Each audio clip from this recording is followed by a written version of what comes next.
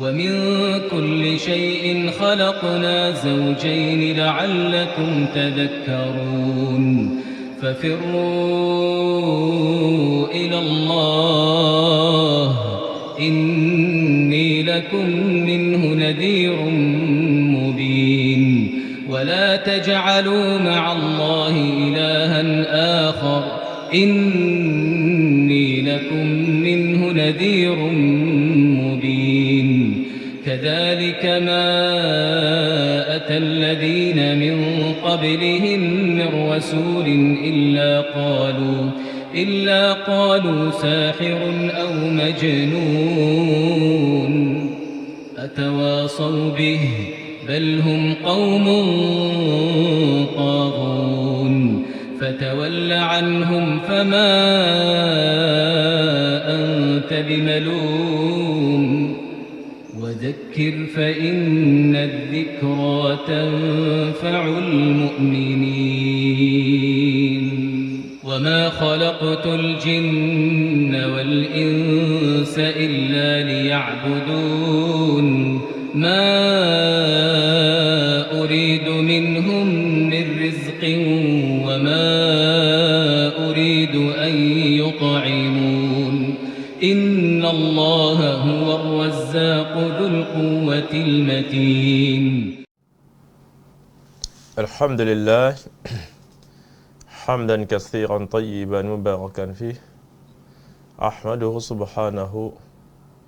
وأثني عليه الخير كله وأشهد أن لا إله إلا الله وحده لا شريك له وأشهد أن محمدا عبده ورسوله صلى الله عليه وعلى آله وصحبه ومن تبع سنته بإحسان إلى يوم الدين أما بعد adúpẹ́ fún Allah subhanahu wa ta'ala ọba alágbára lé gbogbo ohun tó dá ọba tí a kìí fi méjì fi ròyìn ọba àṣọ níbi ìjọba rẹ̀ láṣọ ọba àṣọ níbi pé òun ní ire gbogbo ọlá ayé ọba àṣọ fi asma'ihi wa sifatihi al-ula níbi àwọn ìròyìn rẹ̀ tó náfiwé tí fi ń ga jùlọ bẹ́ẹ̀ náà ni àwọn okò ẹ̀ tó fi dára.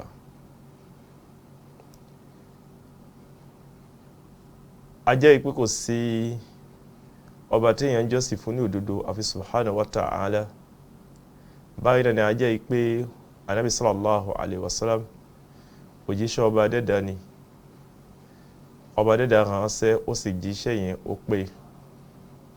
àmánà tí ọba dẹ́dà gbé fún ó pé àmánà yẹn tí ó fi kan pamọ́.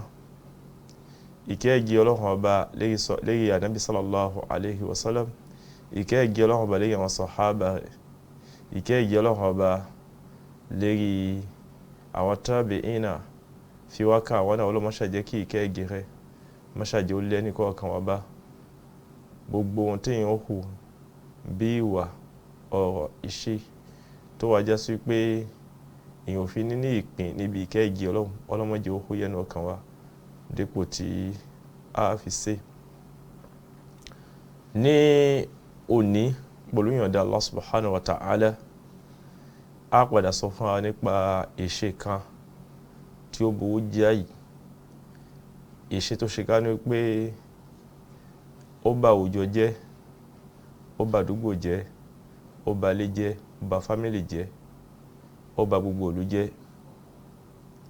ìṣẹ́ tó ṣe ká ní pé ìpa wọn ni fún gbogbo ilé tó lè já sí pé ó sì já sí pé ló ṣe sábà bí ìpínyà nínú fámílì bákan náà ìpínyà láàrin ọkọ àti ìyàwó a máa ń jẹ́ òkùnfà nípa rẹ̀.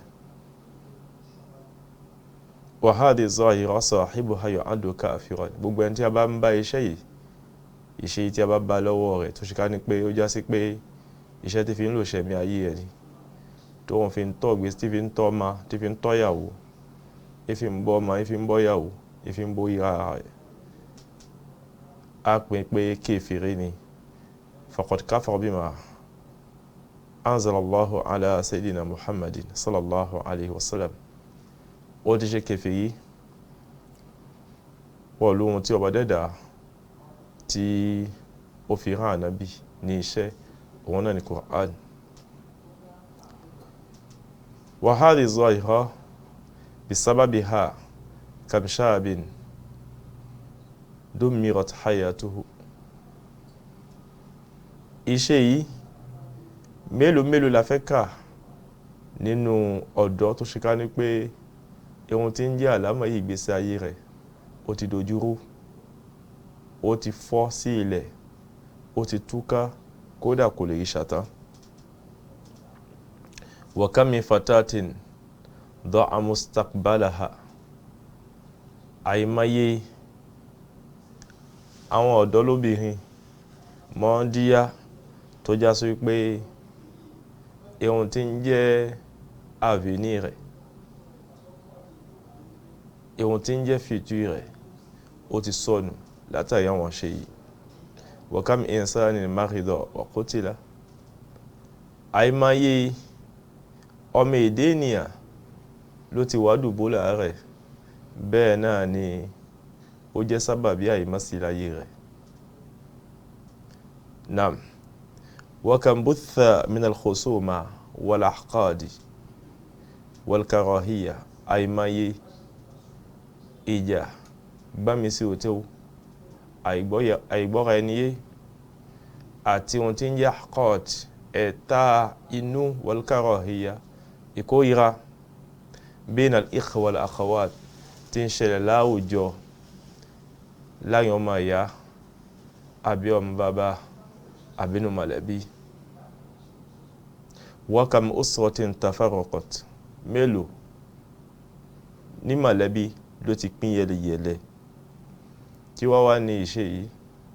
tó burú jáì, òun náà ni as-sihr, zahiratu sihr wa khuturatuha ala al-mujtama.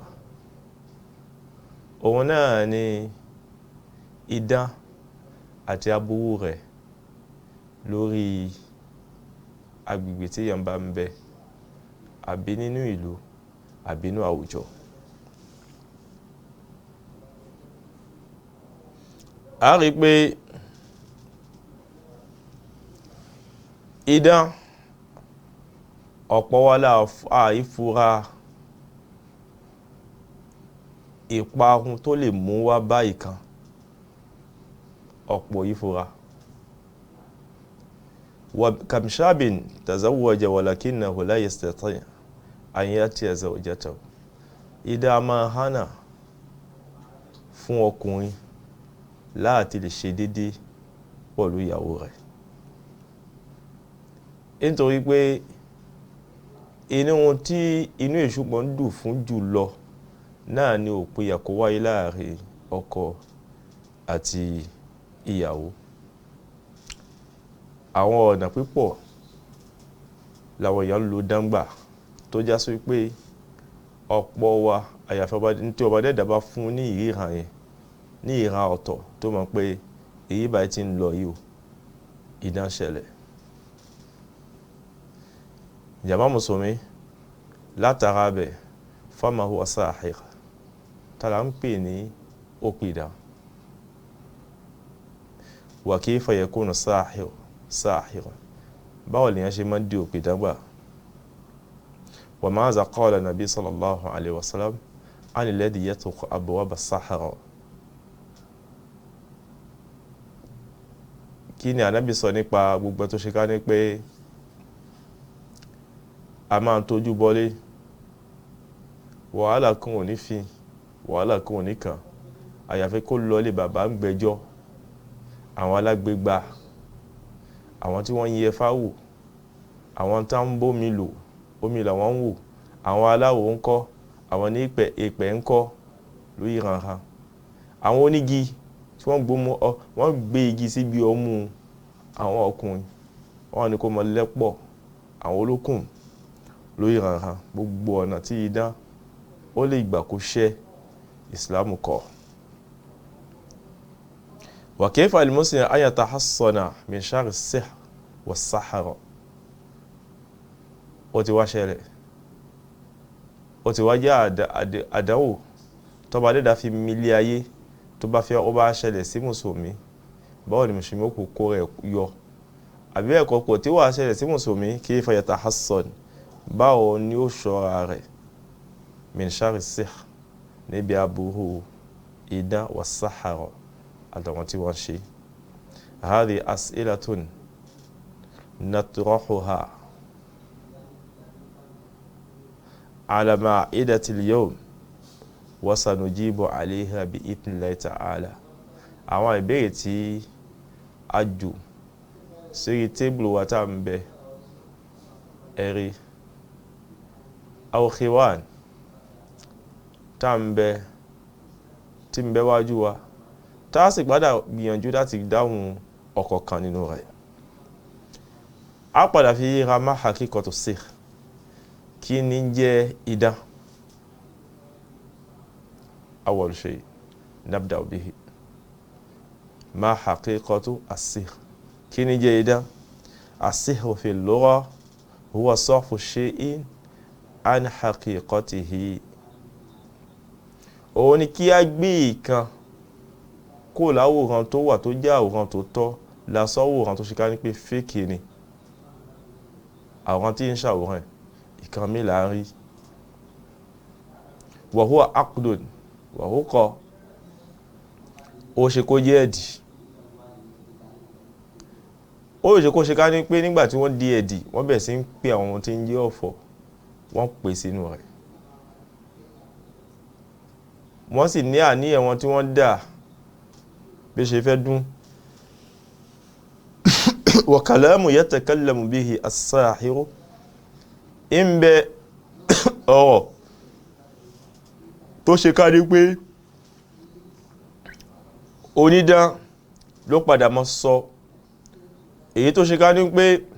ló mọ̀ ṣe dìde àlìjànú tó bùkátà tó fẹ́ gbé iṣẹ́ yẹn dúró fún aw yaktubuhu àwọn tọ́lá sí àwọn kan tí ó kọ lórí ranran èyí tí wọ́n fi ń di tírà ni tí wọ́n fi ń di igbá tí wọ́n fi ń dẹ̀wó táwọn kan náà mùsùlùmí tí wọ́n pera wọn mùsùlùmí tọ́lọ́run mọ́ mùsùlùmí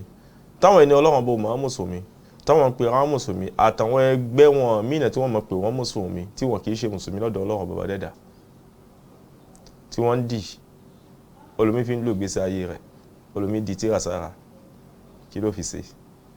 olómi di sígbèrè kí ni ó fi ṣe jàmá mùsùlùmí olómi wọ fìlà ó gbé tírà sí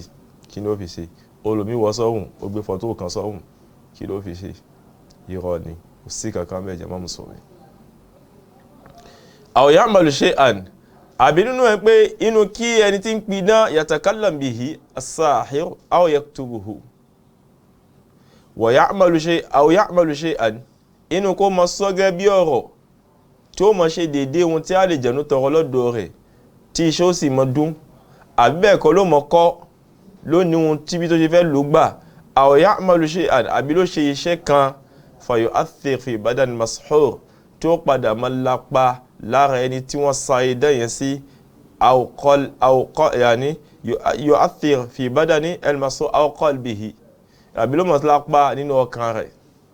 àwọn ológun fẹ́ subhanallah al-karim aw aqlihi àbí ló mọ̀ lápá sínú ọpọlọ rẹ̀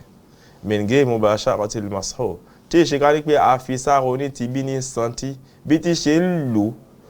ọlọ́pọ̀lọ́ ìyọ̀dọ̀ ọba dẹ́dà gbọ̀nà tí ó dá nítorí gbogbo tó bá fẹ́ ṣẹlẹ̀ ọba dẹ́dà ni máa ń ní ọwọ́ nù kan ló fi ṣẹlẹ̀ ó dá o kò dá o ìmọ̀ ọba dẹ́dà ó ní ọwọ́ nù ẹ̀ bí isni rabbina àmọ́ òun fẹ́ jẹ́ sábàbí ibú ni sábàbí àyídá ẹ̀rí kò ní fi kẹni tí ń sa idán lù iná ó sì máa lápa lára rẹ̀ bí ti ṣe ń fẹ́ pọ̀lú ìyọ̀dá ọlọ́run ọba dẹ́dà.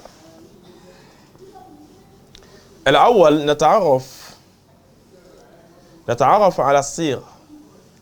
على أقسام الصيغ عفوا a padà gbìyànjú láti mọ̀ nípa ìrántí síhù idán pín sí àsíhù at-takhayyul idán tó ṣe ká ní pé kìí ṣe òdodo ohun tí wọ́n ń gbé jáde láàrí àwọn dán yìí pọ̀ wá lọ lásìkò kan tá ń bẹ léwe tí wọ́n mọ̀ purọ́ fúnra wa tó bá ti díjọ́ jímà àṣálẹ́ jímà láwọn àkókò kan àwọn onídán wà wá àwọn àkùnà táwọn olómi gbà ní tí wọ́n fi sọnù gbọ̀nà léwe pẹ̀lú pé à ní pé léwe ò dá ẹ̀rí sẹ́kọ̀ takhayyul olómi ò gbé ọ̀bẹ ló fi mọ rẹ́ ètè rẹ̀ olómi ò gbé kùkù gbàdo lónìí wọn sọ di ẹyẹlé gbogbo ẹ̀ pátápátá àṣínú òfò ni inú wọ́ ni wọ́n gbé ń ṣẹ̀mí subhanallah al-karim. irúfẹ́ ẹ̀dá yìí òun náà pè ní as-sihru at-takhayyul wa hadha la haqiqata lahu wa innama yukhayyalu lil-insan ẹ̀rí èyí kìí ṣe pàápàá èrò mọ̀ wá fọ́mọ èdè ènìyàn wa ya'khudhu bil-absar faqat ló mọ̀ rí nínú ojú pé ìkan báyìí jẹ́ ṣíṣe tó bá já sí pé ẹni tó bá dẹ́dà bá gbà fún tí bá ń bẹ́ẹ̀bẹ̀ tó bá ka àwọn àyátì tó padà kà ìwọ̀n táwọn àwọn èèyàn ò rí yẹn ìwọ̀n tó fi bojú fáwọn èèyàn táwọn èèyàn ò fi rí tó ṣe ká ní pé ìdàkejì ẹ̀ làwọn ń rí billahi alazim ọlọ́run ṣe káṣífẹ̀ fáwọn èèyàn wọ́n padà rí ní máa ṣẹlẹ̀ bẹ́ẹ̀ alábo onídán ẹ̀yìn wala yuflihu sahiru haythu ata òpèdó ò ní jèrè níbi gbogbo ibi tó bá dé nílé ayé kò ní jèrè ilé àná kò ní jèrè lọ́dọ̀ àwọn Mẹdínà kò ní jèrè bákan náà tó bá dénú sàárè kò ní jèrè tó bá di alkiyama kò ní jèrè. waqad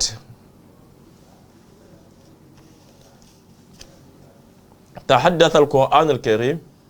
an hadha an-naw' abáwọnú Qur'an a rí pé irúfẹ́ ìran idán báyìí Qur'an ti sọ̀rọ̀ ẹ̀ fún wa ó sọ̀rọ̀ nípa ẹ̀ fún wa faqala ta'ala an nazil alladhi jara bayna as-saharati fir'auna wa bayna sayyidina Musa alayhi salam nígbà tó bá dẹ́dà sọ fún wa nípa ìṣẹ̀lẹ̀ tó ṣẹlẹ̀ láàrin àwọn òpìdán tí Fir'auna tó kó gbéra àti Nabiyullahi Musa alayhi salatu wassalam nígbà tí wọ́n dé rí pápá tí Musa sọ fún wọn pé falamma alqaw saharu a'yuna an-nas alqu ma antum mulqun ẹjẹ́ ohun tí ẹ fẹ́ jù káwò falamma alqaw nígbà tí wọ́n jù saharu a'yuna an-nas wastahabuhum wa ja'u bisihrin azim falamma alqaw nígbà tí wọ́n jù tí wọ́n fẹ́ jù wọ́n jù ọ̀pá wọ́n jù àwọn tí ń jẹ́ okùn wọn tí ń bẹ ní ọ̀dọ̀ wọn saharu a'yuna an-nas wọ́n kó hùkùkù bójú àwọn ọmọ èdè ènìyàn ìwọ̀n tí wọ́n gbé tí ń gbé jáde ọ̀tọ̀ ni wọ́n ti ń bẹ́ẹ̀lẹ̀ wastahabuhum wọ́n kó jìnjìnì báwọn èèyàn waja'u bisihrin azim wọ́n gbé idán tó ní agbára wọ́n gbé wá. yukhayyalu ilayhi min sihriha annaha tas'a àwọn kìíní yìí idán tí wọ́n gbé jáde látara àwọn kìíní yìí báyìí pé yín rìn ń sì ń pọ̀ ṣẹ̀ṣẹ̀ ń lọ ejò ń lọ ejò ò sí lọ wọ́n gbé ohun tí ń jẹ́ gàgà wọ́n fi dí àwọn èèyàn wọn rí ohun tí ń jẹ́ òótọ́ ìkan mí ni wọ́n rí àfáà Ibn Kathir rahimahullah ta'ala fi tafsirihi ó ní khayyalu ila absari annahum fa'aluhu haqiqatan ẹ̀rí wọ́n fi hàn àwọn èèyàn wọ́n dá hukú sójú àwọn èèyàn pé ohun táwọn ṣe òótọ́ ni àmọ́ ní gbangba àmọ́ ní ìpìnlẹ̀ lam yakun illa mujarrada san'atin illa mujarrada san'atin wa khiyalin iṣẹ́ tán àti ohun tó ṣe ká ní pé èrò làákà ipò táwọn èèyàn wò pé ó rí bẹ́ẹ̀ tí ó sì rí bẹ́ẹ̀ òun ni wọ́n gbé jáde fáwọn èèyàn idán kan nìyẹn èyí ni mo ká náà wọ́n dán yẹn ní ti tó fẹ́ yìí láwọn agbègbè wa nígbà tá ń bẹ láwọn àkókò kan tá ń lọ léwe òun ni wọ́n á pè wá jọ àwa gbà àkídà tí ò dáa gbà nítorí olómìí kò sí bí dá ṣe wá sí òótọ́ fún lónìí àwọn àkídà yẹn àkídà ìpínlẹ̀ tó ti gbà kó ń gbèsè ayé rẹ̀ àwọn àkídà kan ní àkídà táwọn Nàìjíríà gbé wá lákòókò wọn níbi ẹbọ àwọn kan àwọn fíìmù ẹlẹ́bọ fíìmù onídán fíìmù òkùnkùn subhanallah karim ó kó jìnnìjìnnà báwọn èèyàn pé ilé ayé tó bá fẹ́ lo ilé ayé tó fẹ́ pẹ́ ilé ayé tó fẹ́ gbé ilé ayé ní ìgbádùn ó gbọ́dọ̀ gbìyànjú àti kíni láti já ó gbọ́dọ̀ jáfara fọ́wọ́ ara rẹ̀ ibi tí wọ́n bá gba àwọn ibi tí wọ́n bá dé ní ta ló wá gbìyànjú tó kọjá kádàrá rẹ̀ èyàn ò bá sáré táyà èyàn kò bá bọ́ sí tiwájú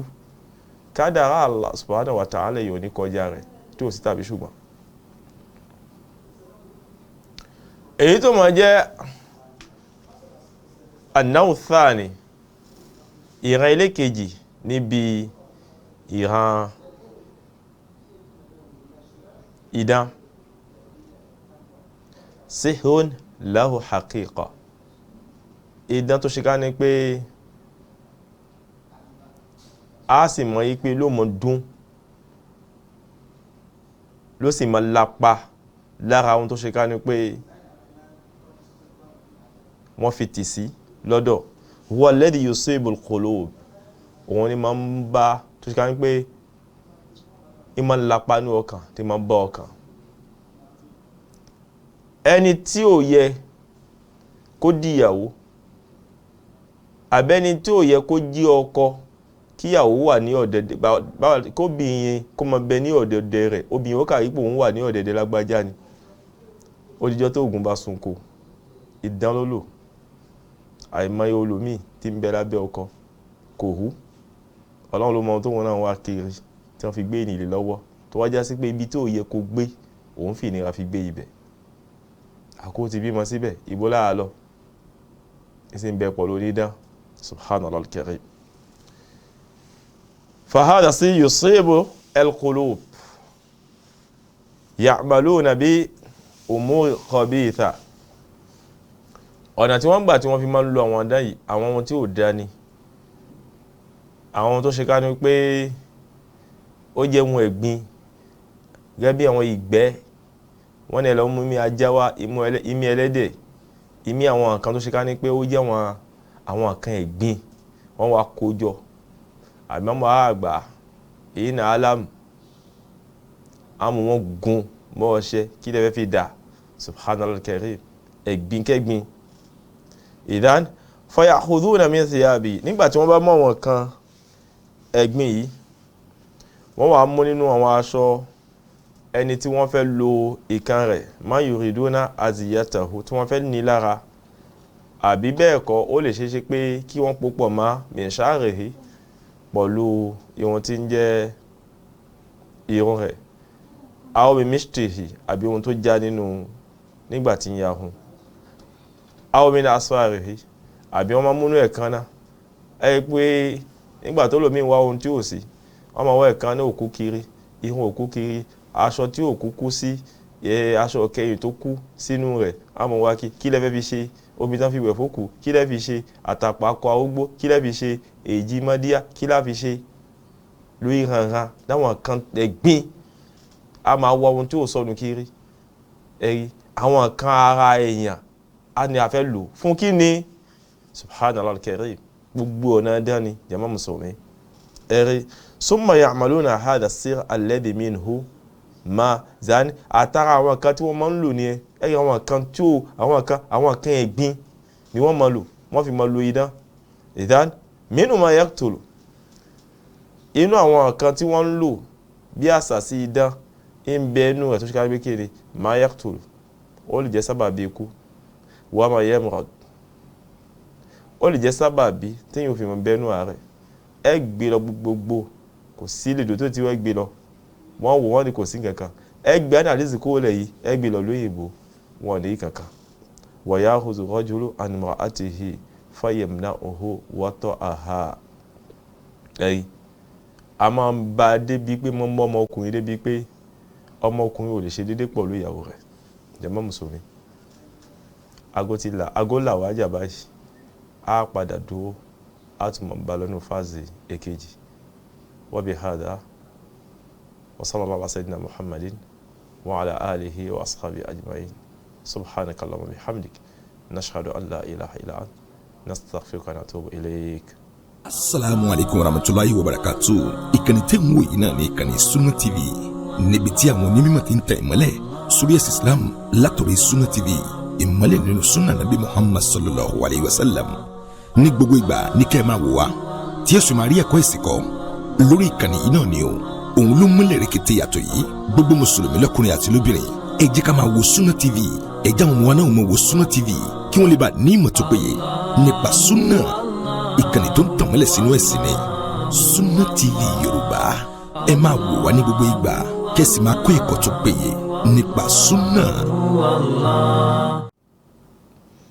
alhamdulillahi wa kafa wassalatu wassalamu la atamani la akmalani ala rasulillahi wa ala alihi wa sahbihi ahli alwafa'i wa tuqa. lẹ́yìn ọpẹ́ tíyàntíyàn tí ò nẹ́là tí ò nábùjẹkùn fún subhanahu wa ta'ala ìkẹ́ ìgẹ̀ fún ẹni tó ṣe ká ní pé tòlàsíyà ìkẹ́ ìgẹ̀ gbọ́dọ̀ mọ́ bá àlékún ìkẹ́ ìgẹ̀ orí ní fáwa nígbàtà bá ń ṣe fún ìkẹ́ ìgẹ̀ lórí ànábì sallallahu alayhi wa sallam ìkẹ́ ìgẹ̀ Allah subhanahu wa ta'ala lórí àwọn sàhábà lórí àwọn tabi'in wa atba' tabi'in ìkẹ́ ìgẹ̀ lórí tiwa náà lọ mọ́ṣàjẹ́ kí ìkẹ́ ìgẹ̀ mọ́ṣàjẹ́ ó gbanú ọ̀dẹ̀dẹ̀ nìkan kan wọn kó gbanú ilé wa kó gbanú yàrá wa tààrà tọ̀rẹ́ tolólùfẹ́ ọlá ìpè méjì ọlọ́run lájẹ́ kan ṣọlọ́ ọmọdẹ́dà. Gẹ́gẹ́ bí wọn tí a ń bára sọ nípa aburú idán èyí tó já sí pé àwọn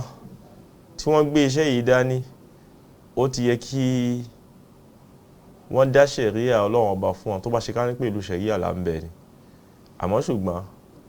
ẹni tí ń ṣe dán gbajúmọ̀ ni láwùjọ tiwa ẹ̀rí òun ló lè sọ̀rọ̀ lóhun ló lè kálẹ̀ láwùjọ wa onídán àfi sùúrù gbogbo yìí náà gbogbo ìtumọ̀ ní pé ìtọ́ka ní pé ìláyé lọ sópin nínú àwọn tí idán lè dálẹ̀ láwùjọ ó lè dálẹ̀ pé àmódi ó lè di ayò èèyàn ló di ọ̀rẹ́ èèyàn tí èèyàn mọ̀ gbé àmódi kiri Allahumma tó bá ṣe ká ní pé tọ́lọ́run bá ní ọlọ́run fi ṣe kòńgẹ́ àwọn onírúkìá báyìí àbí bẹ́ẹ̀ kọ́ kóhun náà gbìyànjú ẹni tó mọ̀ ṣàdúrà fún ara rẹ̀ nítorí pé lọ́dọ̀ àfáà Ibn Taymiyyah ó ní àdúà wa anfa min rúkìá àdúà ó ní àǹfààní lè tó pọ̀ ju rúkìá lọ ọ̀pọ̀ wọ́n mọ̀ bẹ́ẹ̀ ká gbìyànjú nígbà tí ká máa kọ́ ṣèyàn kí ẹ sọ́tò du'a la siyama fi sujud ká pọ̀ lẹ́ni tó mọ̀ ṣàdúà ní sujud ó ṣe pàtàkì qiyamul layl ká dìde lóru ká pe ọlọ́run bàbá dẹ́dà ká pọ̀ nínú àdúà istighfar zikr istighfar ká pọ̀ nínú salatu ala nabi àṣà salatu fa nabi ká sì pọ̀ ní ẹni tó mọ̀ ṣe sàrà ọlọ́run ní pé ohun tí ń jẹ́ àwọn ohun tí ń jẹ́ àárẹ̀ tí ń bẹ pọ̀ níyàn ọlọ́run ló sábàbí lè tó pọ̀ àwọn tí a kà fúnra wa ni ẹyẹ tí náà bá ń bẹ lára rẹ̀ tásà sí bá ń bẹ lára rẹ̀ kò ní lè mọ dìde lóru tó bá dìde lóru ariwo ó mọ wúwo ni nítorí pé àkókò yẹn àkókò tó wọn fẹ́ mọ ṣiṣẹ́ ni ẹ̀rí iṣẹ́ tó fẹ́ jẹ́ lọ́sàn tó ń ti bí òní gbádùn ara rẹ̀ àkókò tó fẹ́ mọ lónìí inú àwọn tí idán lè gbé ṣe ó lè jẹ́ sábà bí àárẹ̀ àìyá ara wàyáwùzù kọjọ animal àtìhí fàmìyàmìnà òhù wọ́tọ̀ àhá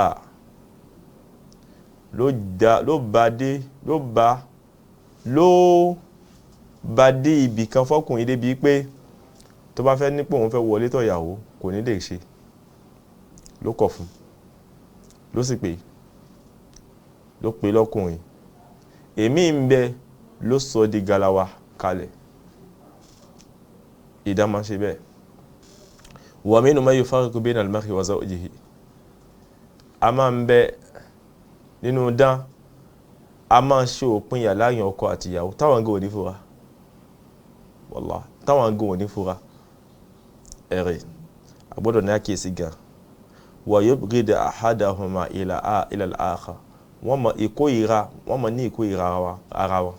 tán bá ríra wọn báyìí bíi pé ẹranko gbígbóná ló hù dá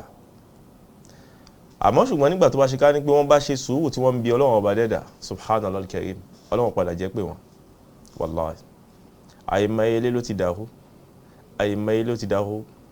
àìmọye ilé ló ti di ilé báwo la ti pè ó ti parun sábà ìmọ̀ ní sùúrù níbi ọlọ́kọ láya dé àìmọ̀ dì máa àdúwà àìmọ̀ ní ìkánjú pé àdúwà mi ò tí ì gbà ẹ jẹ́ ń bọ́ sí ibòmíì kí yíra padà ó ṣe ká àdúwà gbà ó wájá sí pé ìrà tó yí padà yẹn ìrà tó padà fi abó tí wọ́n bá ní kó tó yíra mi kò ní lè yí mọ́ nítorí pé ìgbà tí egbò yẹn ó tún padà tó fi jiná àsìkò ti lọ òun náà nìkan ní àkíyèsí ra wa aw yuhabbibu bayna snayn àìbẹ́ẹ̀kọ́ wọ́n máa ń lo idán láti ṣe kí ni láti lè gbin ìfẹ́ èèyàn tó làásíyà sí inú ọkàn ẹni lémi obìnrin ṣe sọ́kùnrin ọkùnrin pápá ń ṣe fóbìnrin gbogbo ọ̀nà tí ó bá wáyé alábowo ni àìmọye obìnrin ló ti di ìyàwó alágbègbà ó ti di ìyàwó aláwo ó ti di ìyàwó ológun ó ti di ìyàwó adáhunṣe látara ìwọ̀n oògùn fẹ́ tó fẹ́ lò fún ọkọ rẹ̀ wọ́n wá sọ di ìyàwó níyàwó ìyàwó alágbègbà ẹni tí ń kí wọn alájà tí ń kí wọn ti tẹ́lẹ̀ abẹ́ni tó ti lọ Mọ́kà ló wà kóṣàkóṣà nítorí pé ọ̀dọ̀ wọn olóhùn ló lọ ẹ̀yìn òun ní wá ohun tí ò sọnù kiri òun ní wé ìra kan kiri Ọlọ́run à ń bẹ̀ ọ́ mọ́ṣàmú wa ṣíṣin sínú ìsìlámù yìí gbogbo èyí tó ṣe fún wa inú ìsìlámù ló ti ṣe fún wa. وقد قام أحد اليهود واسمه لبيد بن الأعصم àwọn tí a fẹ́ sọ fún àyè ó wà ní hadith kan tí arákùnrin kan tó jẹ́ yehudi ni tí ń jẹ́ Labid ibn al-A'sam tó ṣe ká ní pé sahara nabiyya sallallahu alayhi wa sallam ó lò dán fún ànábì ìwà lò dán yìí ẹ̀kọ́ ni fún àwa àlùmọ̀ ma jẹ́ wàlí Ọlọ́run ma ń parí Kùránì láàrin ọjọ́ mẹ́ta ma ń parí Kùránì láàrin ọjọ́ méje ma ń parí ẹ̀mẹ́ta ma ń parí Kùránì èyí náà túmọ̀ sí pé nígbà tí Ọlọ́run bá fẹ́ gbìyàn wò kí sí hó má mú yàn wallah kódà ló mú yàn pọ̀lú fàájì ni ló mú èèyàn pọ̀lú fàájì pọ̀lú ìrọ̀rùn àmọ́ Ọlọ́run ní ohun tí ó fẹ́ fi lò lára oní ti bí òun ni kó má yẹ kó má bò níbi àdúrà àtẹ̀síza òbí dùn ààyè wá tẹ̀sídàrẹ́rẹ́ wà má àtẹ̀dẹ̀rẹ́ bí má sọ̀nà àdúrà ẹ má jẹ́ àfojú yẹpọ̀ fi mọ́ àdúrà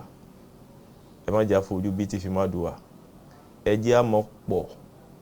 ká wá tẹnu mọ́ àdúrà kan pé à ń ṣe ìgbà gbogbo àwọn àfáà sọ fún wa pé inú àmì gbígbà àdúrà ni. náà arákùnrin yìí فعل له صيغا في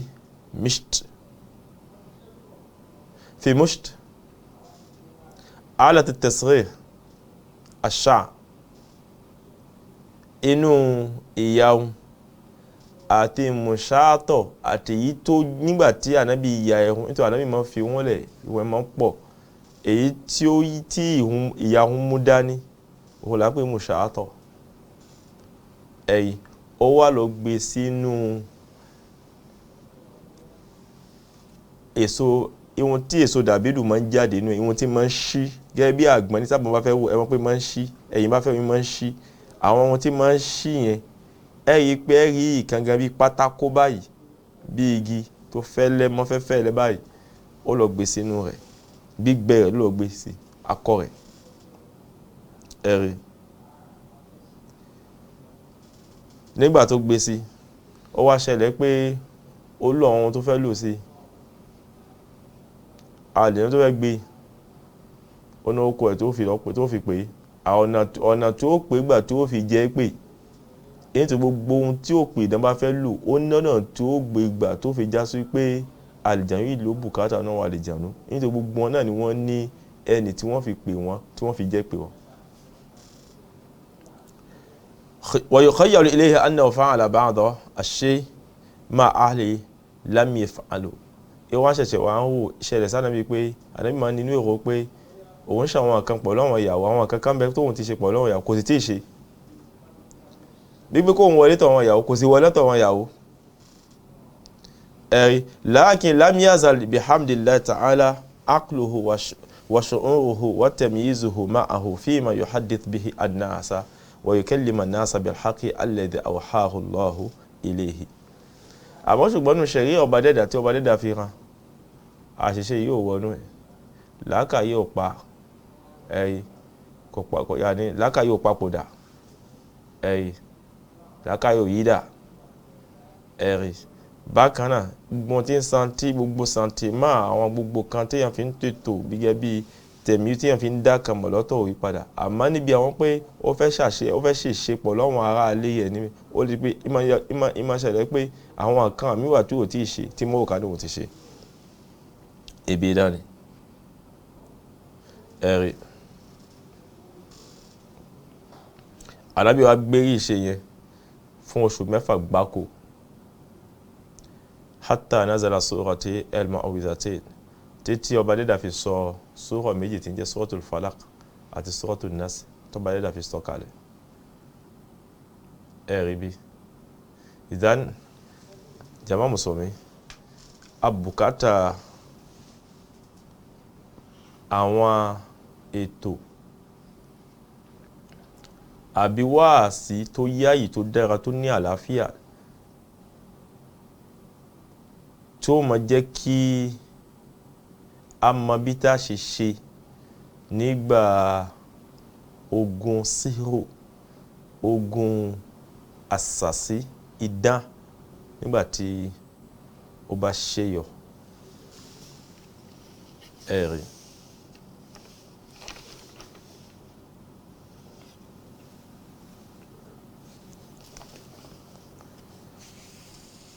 وَلْتَدْرُونَ كَيْفَ يَكُونُ السَّاحِرُ سَاحِرًا ọ̀nà wọn náà lè fi máa ń di òpìdán àṣà la yakunu السَّاحِرُ إِلَّا أَنْ يُعَاهِدَ الشَّيْطَانَ بأن يطيعه في كل شيء فيأمره بألا يغتسل من الجنابة لفترة طويلة. ọ̀nà tí a fi máa ń di onídán òun ni pé ló ní àjọsọpọ̀ lọ́wọ́n èṣù pẹ̀lú àwọn àlìjànú ìbáṣepọ̀ máa ń wà láàrin wọn àti àlìjànú ló wà ní kí àlìjànú mọ fóun ní àwọn gbogbo ohun tóun bá ń béèrè àlìjànú gan wápọ̀ máa pa láṣẹ nísìn pé nísìn á fún ẹ ní ohun tó ń béèrè o àmọ́ àbùkátà kan báyìí ní wípé kí ni tó bá dáhùn já nọ́mbà ó gbọ́dọ̀ mọ̀ ẹja nọ́mbà fáwọn àkókò kan ó sì máa kí òun bẹ́ẹ̀ ẹwà ẹ̀gbìn náà lẹ́fi rí pé àwọn kan ń bẹ tó já sí wípé tí wọ́n bá wá ìwákúwà tọ́lọ̀ bá ní tó ẹni ìyá ni ló wá gba gíráàdì nínú ìwákíwá yẹn wọ́n gbé ìkànnì lọ́wọ́ tó mọ̀ bọ̀ wọ́n ní wọ́n náà ibi tó wá dé ó ti tó ó tó gbọ́dọ̀ mọ́ wá mọ́ jẹ́ ọmọ gbénú yàrá kẹjọ ọmọ gbé pọ̀ wọ́n gbé nǹkan kan tá ń gbé kírẹ́nsì wọ́n gbé sínú yàrá òun ló mọ̀ bọ́ kírẹ́nsì ló dìde lónìí òun gba òun fẹ́ gbẹ̀jẹ̀ adìyẹ ó kò lọ́jẹ̀ adìyẹ ó gbẹ̀jẹ̀ ẹran ó kò lọ́jẹ̀ ẹran ó gbẹ̀jẹ̀ màlúù ó kò lọ́jẹ̀ màlúù ó gbẹ̀jẹ̀ ọmọdé ẹ̀jẹ̀ èèyàn bí tó ṣe máa gbé wọn lọ ni tí máa gbé wọn lọ tí máa gbé lọ díẹ̀ marahil ni ya'khuzuka bi marahil marahil ni àwọn étape nítorí ó fẹ́ kíyàn sínú tó ṣe ká ní pé èyàn ó fi wo ọjọ́ wájú Ọlọ́run ọba dẹ́dà gbogbo wọn tí ń bá yìí dá ṣe ẹ̀rí ọ̀nà tí wọ́n máa ń gbà ní ọ̀nà tí ò dá ní ẹ̀rí ó lè pa láṣẹ kó mọ lọ sí àwọn amakin mahjura àwọn ààyè tó ṣe gbà àwọn èèyàn wọn sí ibẹ̀ ẹ̀rí pé àwọn òpè ìdán pípọ̀ wọn bó ṣẹ̀ṣẹ̀ kó láàrin ìlú ló wà lọ sínú igbó kan lónìí òun gbé bẹ̀ òun kọ́lé síbẹ̀ ẹ̀rí ní máa ṣẹlẹ̀ bẹ́ẹ̀ àbí àwọn àyè tó yẹ pé kí ni ìgbó kéde lẹ́padà rí àwọn àyè tẹ́gbìn wà ló wá jókòó síbẹ̀ ẹ̀rí ó lè gbálù Kùránì dání ó ní kó mọ gbálù Kùránì kó mọ gbé sí bí ẹsẹ̀ rẹ̀ ẹ̀rí ìmọ̀ wà bẹ́ẹ̀ ló gbé sí bí ẹsẹ̀ ló fẹsẹ̀ sí Al-Kùránì àbí kó mọ gbẹ́sẹ̀ sí báwo la ti pè kó gbá Kùránì kó gbé síwájú ká kó máa gbé rí ẹ̀ fi wọ ká ẹ̀rí àwọn kan bẹ́ẹ̀ àbí ló mọ ní kó náà àwọn tí àlìjẹ̀nú mọ́ rán wọn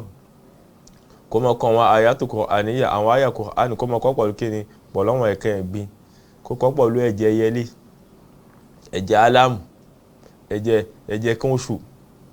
ẹ̀yí kó máa kà yẹ kọ́ bil qulub wa yusalli bila wudu ló mọ ní kó kọ́ sí ìwàlá ẹ̀yà maka ẹ̀yà makíhun aláì máṣàlàlà gbogbo wọn tó bá ń bí wá á mọ̀ ṣe fún ẹ̀ bàtà lọ́wọ́n fẹ́ fọ̀nà mọ́ ó kanjú ní tí bá ti ń bẹnu kádà Allah pé kí ní ó padà kàn yẹn èrò bùkátà kí yẹn gbọ̀nà yẹn àmọ́ ṣùgbọ́n ìkanjú ló mú pé kó gbọ́ ní èṣù ẹ̀rí fasáì la yatamakkan min sihri illa bil khuruj min hadha ad-din onídánwò tí lè di kò lè fi gbogbo ẹsẹ̀ méjèèjì fi jókòó ẹ̀rí àyàfi kó jáde kó nínú ẹ̀sìn ọ̀nà tí yóò jáde kó nínú ẹ̀sìn gbogbo wọn tí wọ́n ń wo mi wọ́n pọ̀ o wọ́n sì ń pè àwọn aláfà àwọn tí wọ́n ń wo àwo àwọn tí wọ́n ń wo yẹ̀pẹ̀ lẹ́fì yí pé ohun tí ń jẹ́ ṣìnà ò jẹ́ kójọ kankan lójú wọn ṣìnà bíbí kí wọ́n yín mú ni wọ́n ṣe ṣìnà pòm wọ́n sì gbẹ́wọ̀ àfáà wọ́n pè wọ́n láfà àwọn tó ń ba ayé jẹ́ ní àfisòwò náà inú àwọn tó lè pè wọ́n tó túnmọ̀ pa imma bí dábìlì jìn tó pa wọ́n láṣẹ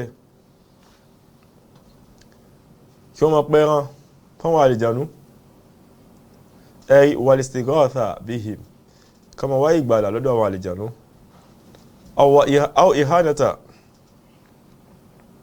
aw ihanati kalamillahi bẹ́ẹ̀ náà sì ni kí wọ́n má ṣàpọ́nlé ohun tí ń jẹ́ ọ̀rọ̀ ọba dẹ́dà àwọn tíra kan bẹ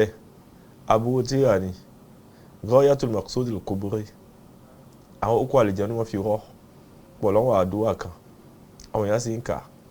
jàmá mùsùlùmí èèyàn bá kú bẹ́ẹ̀ á tún pé mùsùlùmí kọba dẹ́dà ṣàánú wa o àwọn ìgọ́ ìdálìkẹ́ minal mubiqat àbí àwọn kan míì tó jọ bẹ́ẹ̀ lọ ní àjẹ̀nú máa ń pa àwọn onídán nínú àwọn mubiqat ohun tó jẹ́ kó pa ohun walihadha kullama kana sahi akfa wa akhbatha wa ashadda mu'ahadata lillahi wa lirasuli adawata lillahi wa lirasuli wal ibadihi almu'minin kana sihruhu aqwa wa anfadha náà lẹ́fi pé nígbàtí èèyàn bá fẹ́ jẹ́ ògbóòtarì níbi òpè ìdán rẹ̀ ó gbọ́dọ̀ tẹ̀rẹ̀ sí bí pé kó mú Ọlọ́run ọba lọ́tà kó sì mú ànábì lọ́tà bẹ́ẹ̀ náà ni àwọn tí ń bẹ lé ìlànà ó tọ́nà àwọn mùmínì ló tún mú ọ lọ́tà ẹ̀rì idán inú àwọn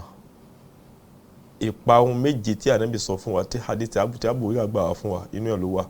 ànábì ní ijtanibu saman mubiqat ànábì ní ẹ jìnà sí àwọn ìparun méje yìí ẹ̀rì inú ẹ̀ náà ni pé wọ́n ní qalu ya Rasulallah ìwọ òjíṣẹ́ wọ́n ma àwọn ìwò oníjẹ́ àmà qala ashriku billahi òun ni kí á wọ́ ogun fún ọba dẹ́dà wasihr kama pídá asihr kama pídá jàmá mùsùlùmí ibi tí adé yìí ní àmì kọba dẹ́dà kò ṣe láti ọgbà fíìmì àti gbogbo ẹni tí ń pídá ó yẹ ká lọ tó bá síwájú Ọlọ́run tàbá kó lé ibẹ̀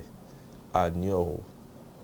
tí wọ́n bá wẹ̀wà tí wọ́n bá sin wá sí ìtara mùsùlùmí tí wọ́n kí wọ́n sí wà lára tí wọ́n sin wá sí ìtara mùsùlùmí a kì í ṣe mùsùlùmí kèfèrí ni owó fẹ́ ẹni bẹ́ẹ̀ Ọlọ́run má jẹ́ àtán ní ìṣẹ̀mí kúfù ní kèfèrí o jẹ́ àtán nínú ìsìlámù yìí nù wala hawla wala quwwata illa billah subhanaka allahumma bihamdik nashhadu an la ilaha illa ant nastaghfiruka wa natubu ilayk. Allahu akbar, Allahu akbar, Allahu